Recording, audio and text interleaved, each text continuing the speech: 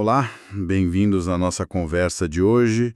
Vamos mergulhar numa obra, assim, monumental e, francamente, bem complexa. Assim falou Zaratustra, do Nietzsche. A gente vai focar nas primeiras 4 partes, sabe? Que meio que preparam o terreno para algumas das ideias mais impactantes da filosofia moderna. E talvez a central seja essa aqui. Eu vos anuncio o super-homem. O homem é superável. Forte, né? Nossa fonte é esse livro. Diferente. Meio filosofia, meio poesia, até profecia. A gente acompanha a jornada do Zaratustra, que desce lá da montanha para confrontar a humanidade com a visão dele. E a nossa missão aqui é tentar pegar a essência desses ensinamentos iniciais, sabe? Tentar deixar mais claros uns conceitos que, olha, são um desafio. Super-homem, vontade de potência, eterno retorno. Vamos tentar desvendar isso juntos. Ver o que o Nietzsche pelo Zaratustra estava realmente querendo dizer. A história já começa assim, com impacto. Zaratustra desce da montanha depois de 10 anos. E logo de cara ele encontra um velho eremita. E aí ele tem uma sacada que o deixa meio chocado. Ele pensa, né? Será possível que este santo ancião ainda não ouviu no seu bosque que Deus já morreu? Essa frase, famosa, né?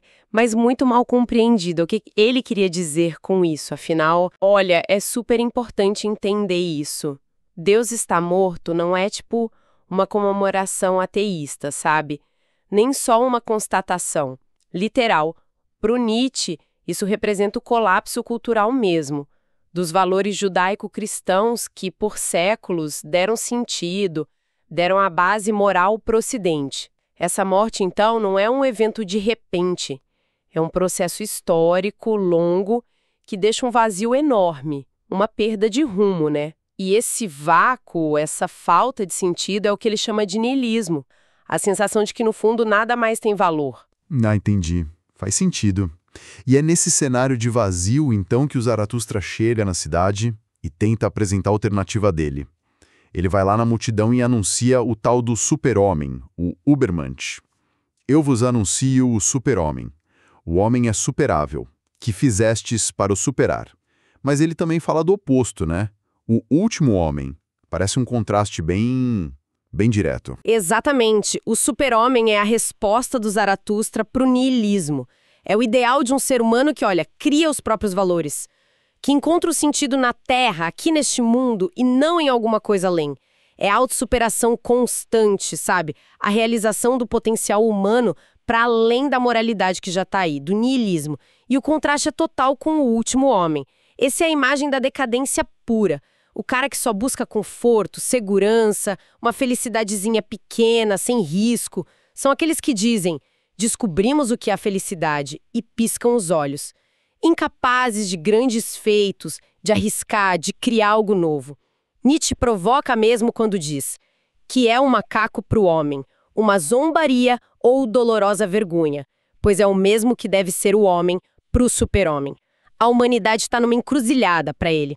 Ou definha nessa vidinha confortável, ou luta para se superar. Tá, e como é que se chega nessa superação? Ele dá uma metáfora bem forte, né? As 3 transformações do espírito. O camelo, que carrega os fardos do dever, o leão que conquista a liberdade dizendo não pro dragão tu deves, e a criança, que cria novos valores dizendo sim. Explica um pouco mais isso. Claro, essa alegoria descreve um processo, assim, psicológico e espiritual. O camelo é a fase de aceitar passivamente a tradição, sabe? Carregar o peso dos valores que foram impostos. É uma fase necessária de aprender, de disciplina. Já o leão é a rebelião. É a conquista da liberdade de alguma coisa. É a força para destruir os velhos ídolos, as velhas regras. O leão enfrenta o dragão tu deves, com o próprio eu quero. Só que destruir não é suficiente, né? Aí entra a criança. Ela representa a fase criativa, a liberdade para fazer algo novo. É a inocência que permite recomeçar, criar valores a partir de uma vontade própria, afirmativa, quase lúdica. É um santo dizer sim para a vida. Entendido. E o Zaratustra não economiza nas críticas para quem impede essa transformação, né? Parece que ele mira especialmente em tudo que nega esta vida, este mundo. Tipo, quem despreza o corpo. Sim, isso é central para ele. Ele ataca de frente a tradição que vê o corpo como algo inferior ou até pecaminoso. Zaratustra insiste: eu sou corpo e alma. E mais, ele diz que a alma é apenas nome de qualquer coisa do corpo. Ele valoriza o que chama de razão grande do corpo acima da razão pequena, que seria o espírito, o intelecto. Para ele, o corpo é a base de tudo, da sabedoria, da vitalidade. Negar o corpo é negar a própria vida. É um chamado radical para a fidelidade à Terra. O que conecta direto com as críticas aos crentes em além-mundos e aos pregadores da morte, certo? Exato. Quem prega outros mundos é visto como o envenenador da vida aqui na Terra. Desviam a energia criativa para ilusões. A exortação dele, permanecer fiéis à Terra, é um pilar do pensamento. E os pregadores da morte são aqueles que, por cansaço, doença ou ressentimento mesmo, falam mal da existência. Zaratustra os vê como sintomas de uma vida que está decadente e incapaz de se afirmar. Todas essas críticas reforçam a mesma coisa: abraçar esta vida, este mundo, com tudo que ele tem, o bom e o ruim. E ainda na parte 1, ele toca em outros temas que parecem ir na mesma linha, né? Individualista, de autossuperação, amizade exigente, a necessidade de ficar só para criar, longe da praça pública, e uma crítica bem dura ao Estado, chamando de novo ídolo. Sim, tá tudo interligado. A amizade verdadeira, para ele, é um estímulo mútuo para a superação. Aquela frase, no amigo deve ver-se o melhor inimigo, quer dizer isso, alguém que te desafia a ser melhor. A solidão é o espaço do Criador, longe da opinião da massa, da superficialidade da praça pública. E o Estado é criticado como essa entidade que suga a vitalidade do indivíduo, que promove a conformidade e mente para atrair os supérfluos, como ele diz. Tudo aponta para essa necessidade de cada um trilhar o próprio caminho, criar os próprios valores e superar a mentalidade de rebanho de seguir a multidão. Ok. Avançando para a parte 2, parece que o tom do Zaratustra muda um pouquinho. Ele não está mais só anunciando para o vento, ele está buscando gente, né? Colaboradores, criadores. Correto. Ele percebe que a multidão não o entende mesmo. Então agora ele busca indivíduos que sejam capazes de criar junto com ele ou sozinhos. O discurso Nas Ilhas Bem-Aventuradas reforça isso. A tarefa não é achar deuses, mas criar o super-homem. A rejeição aos deuses lembra daquela frase: se existissem deuses, como poderia eu suportar não ser um deus? Não é um fim em si. É, na verdade, abrir espaço para a criatividade humana assumir o centro. Criar valores vira a tarefa suprema depois da morte de Deus. E as críticas continuam fortes, mas talvez com um foco mais psicológico. Ele fala da compaixão, dos sacerdotes, dos virtuosos, da canalha e das tarântulas, que pregam a igualdade. O que ele está querendo dizer com isso tudo? Ele está tentando, desmascarar as motivações escondidas por trás de certos valores e comportamentos que a gente considera normal. A compaixão exagerada dos compassivos, por exemplo, pode ser vista como uma fraqueza que impede o crescimento, sabe? Um nivelamento por baixo. Os sacerdotes representam a moralidade que nega a vida. Os virtuosos muitas vezes são hipócritas. A canalha é o ressentimento da massa contra quem se destaca, contra a excelência individual. E as tarântulas, que pregam a igualdade, para eles são movidas pela inveja e pelo desejo de vingança contra quem é mais forte ou criativo. Ele diz: em tua alma aninha-se a vingança. Essa crítica à igualdade é bem controversa, né? Ele está defendendo a desigualdade, então... Olha, é crucial entender o ponto de vista dele aqui. Nietzsche não está fazendo uma defesa da desigualdade social como a gente pensa hoje, tipo política ou econômica. O que ele está atacando é o que ele percebe como a motivação por trás de um certo tipo de ideal de igualdade. o ressentimento. A vontade de rebaixar tudo que é nobre, forte e diferente, em nome de uma uniformidade que ele acha medíocre. É uma crítica ao que ele chama de moralidade escrava, que, segundo ele, nasce da fraqueza e busca nivelar todo mundo por baixo. Entendi a nuance. É complexo. E é na parte 2 que ele introduz mais claramente a ideia da vontade de potência, né? Lá em Da Redenção. O que é exatamente essa tal de vontade de potência? É só querer mandar nos outros? Não, de jeito nenhum. Essa é uma interpretação muito comum, mas muito redutora. A vontade de potência, o Willus Urmatz, é algo muito mais fundamental para o Nietzsche. É a força motriz essencial de toda a vida. Não é só desejo de dominar, mas um impulso que está em tudo que vive para crescer, se expandir, se afirmar, superar resistências, criar e, olha que importante, superar a si mesmo.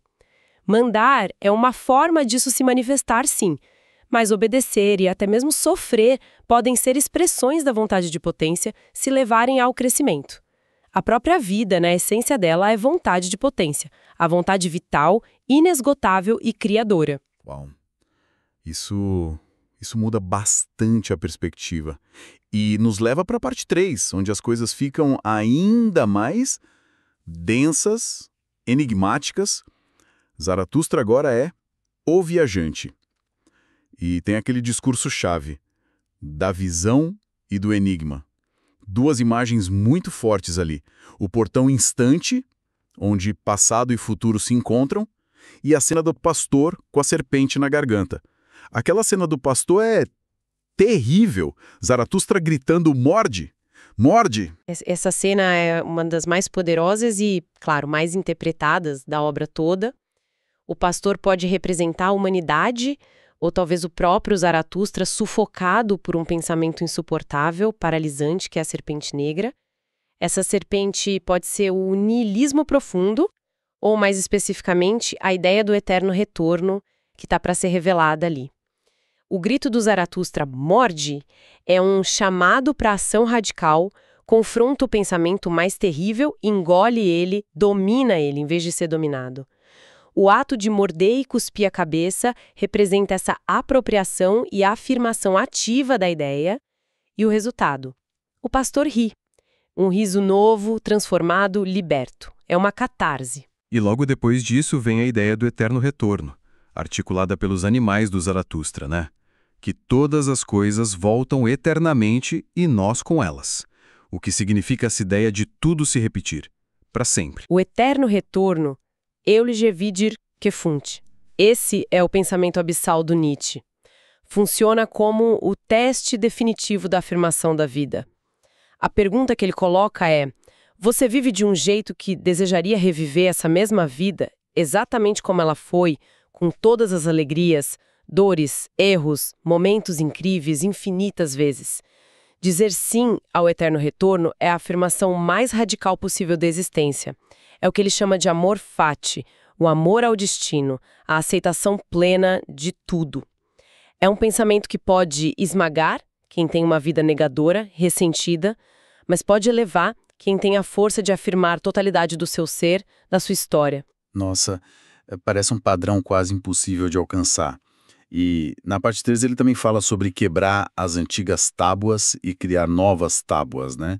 E exorta a dureza. Isso soa um pouco duro mesmo. Sim, a dureza, fazei-vos duros, precisa ser entendida no contexto certo. Não é primariamente sobre ser cruel com os outros, tá? É sobre autodisciplina, resiliência, a força interior para moldar a si mesmo e impor os próprios valores contra a resistência do mundo e de si mesmo. Pensa na dureza do escultor com o mármore, mas aplicada a si mesmo. Quebrar as velhas tábuas, os mandamentos tradicionais, é necessário para poder criar as novas.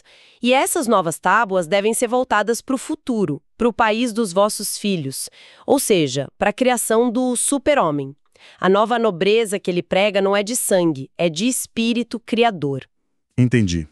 É uma dureza consigo mesmo, então. E ele também combate o espírito do pesadume, essa força que puxa para baixo. Isso.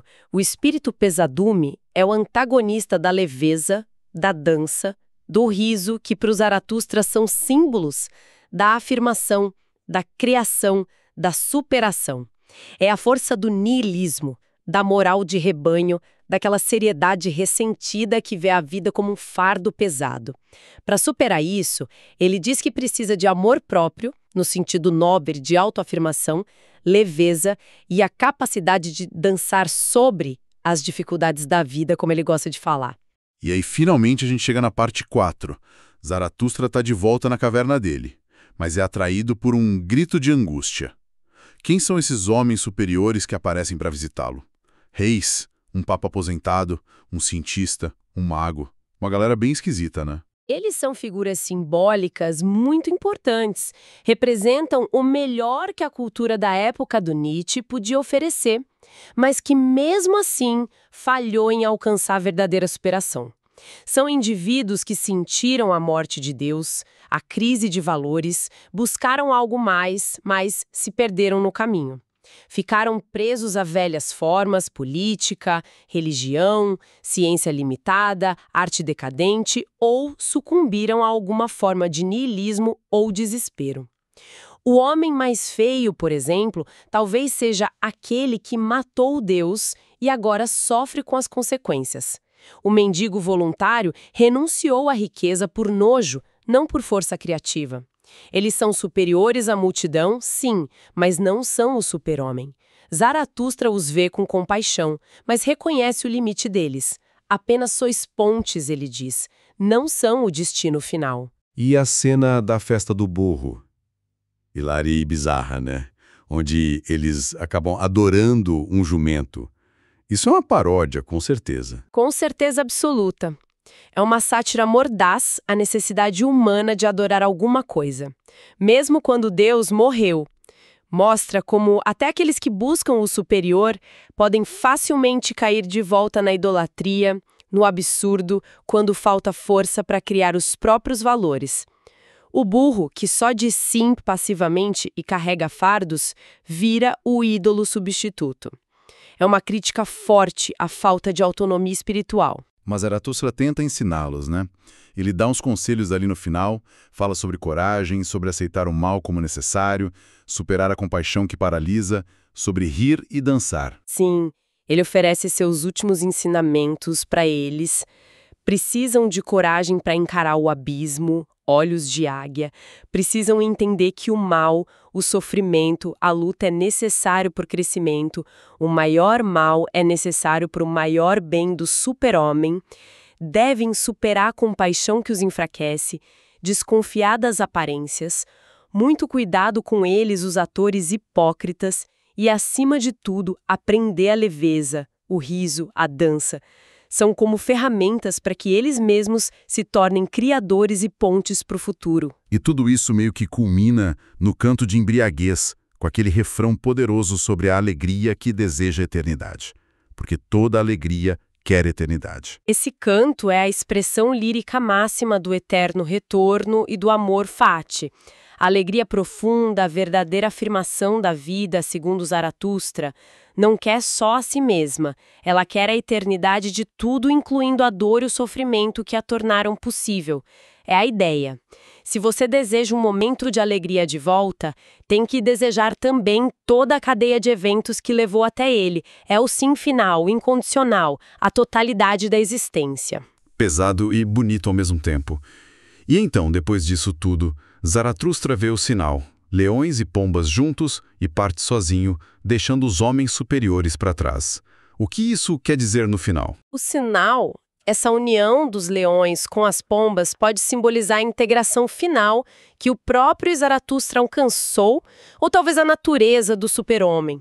A união da força orgulhosa, nobre, o leão, com a sabedoria gentil, criadora, a pomba. E a partida dele sozinho é muito significativa. Ele mostrou o caminho, deu as ferramentas, mas não pode carregar ninguém nas costas.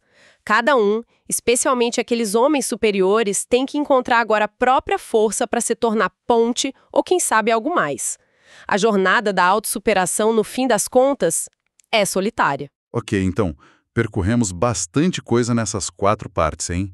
Vimos a proclamação da morte de Deus, o desafio do super-homem como resposta para o niilismo, exploramos as ferramentas para essa transformação, as 3 transformações, a vontade de potência, a fidelidade à Terra, encaramos o pensamento abissal do eterno retorno e vimos o encontro com os homens superiores como um retrato das dificuldades da modernidade em criar sentido.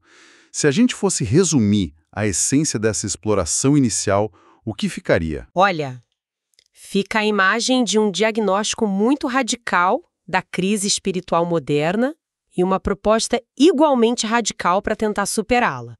Nietzsche, através do Zaratustra, nos força a encarar a perda das velhas certezas e nos desafia a assumir a responsabilidade pela criação de valor. É um caminho, assim, exigente, aristocrático no sentido espiritual, né, que envolve autossuperação implacável, afirmação da vida em toda a sua totalidade, incluindo o sofrimento, e a coragem de se tornar quem se é. E tudo isso culmina naquela aceitação simbolizada pelo eterno retorno. E para a gente fechar, uma última provocação para quem está ouvindo pensar. Zaratustra parte sozinho no final da parte 4, rumo ao seu grande meio-dia, deixando para trás até mesmo esses discípulos mais promissores. O que essa solidão final do profeta do super-homem nos diz sobre a natureza de criar sentido? Será que essa é uma tarefa no fundo individual, intransferível, especialmente no mundo que já não dá mais respostas prontas vindas de cima? Fica aí a questão para a gente refletir. E assim a gente conclui nessa conversa de hoje sobre Assim Falou Zaratustra. Obrigado pela companhia.